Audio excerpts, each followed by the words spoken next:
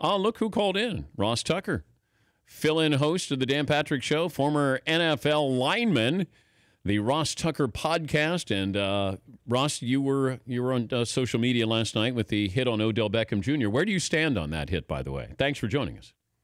Yeah, no problem, Dan. I just, and maybe this is just kind of the way I played, Dan, but I'm not a big believer in anything being cheap or dirty if it's legal. Like, I mean, if it's that bad, if it's that cheap or that dirty, then they should make it illegal. They have a new video that comes out every year. They have new rules that come out every year, new points of emphasis. But I don't know, man. When I was out there, Dan, inside the white lines, if it was legal, I was doing it.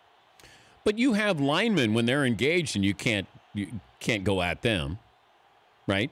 Right, but that's a rule now. You know, when I was playing on the backside of a running play, you actually were able to go low. You know, which is what Denver did for all those years, which is part of the reason why Fritzy's guy Terrell Davis had so many yards. I mean, they were cutting guys on the backside. I also, you know, I saw several people. I won't say their names, but saying, "How could you do this in a preseason game?" And that really drives me crazy for two reasons, Dan. Number one, when you're in there, right?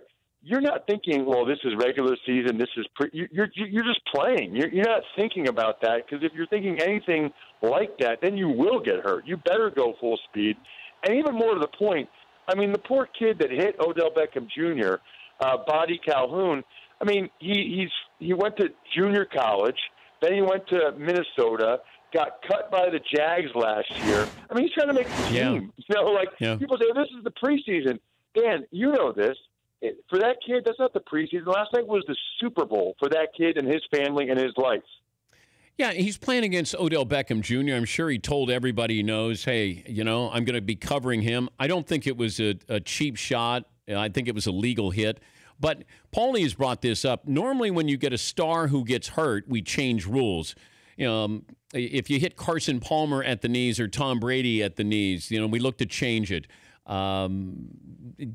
Buster Posey with the slide, that swiped slide that they had that took out his leg and broke his leg. If Odell Beckham Jr. gets hurt, does the NFL look at that play differently?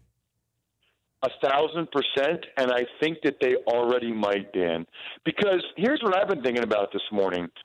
You know, we already have for quarterbacks, you can't hit them in the head or neck area, and you can't hit them forcefully at the knee or below. So we've already established for the quarterback position that the target zone is basically their thigh pads to the shoulder pads.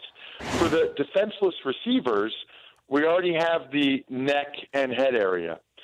You know, I think that they're going to look at potentially penalizing low hits to the knee or below of defenseless receivers. I think it's hard.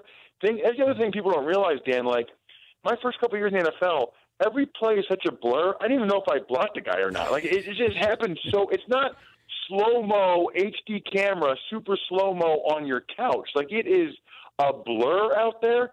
But I do think a worthwhile conversation coming out of last night is, should the NFL explore some type of penalty for hits to the knee or below of defenseless receivers? Because if Odell Beckham Jr. blew out his ACL last night, I guarantee they'd be thinking about that, and they might start to talk about it even before. Because now you got Antonio Brown, A.J. Green. These guys are all making $16, $17 million. I mean, Odell's going to get $20 million a year. Yeah.